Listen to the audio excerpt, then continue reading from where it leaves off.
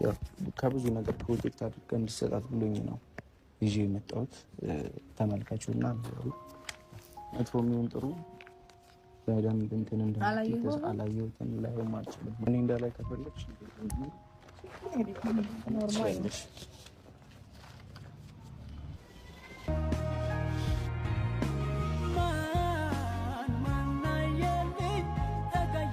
እዚህ ነበር እንዴ እንደዛ ሲሆን የነበረው?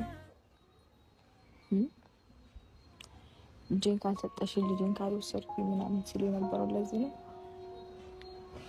አትሊስት ልጄን እንኳን እንዳይ ትፍቀድልኝ ብሎ ትናንትና ምናምን ላካችሁ አይደል? አንተንም ቢኒንም ግን እሺ ብዬ ስፈቅድ ደግሞ ጭራሽ ልጁንም አሁንም ቢሆን ከዚህ በፊትም ተናግሬሻለሁ፣ አሁንም እናገርሻለሁ። ክፍተት እየፈጠርሻለሽ አሁንም ቢሆን አንቺ ነሽ። ልንገርሽ አይደለ?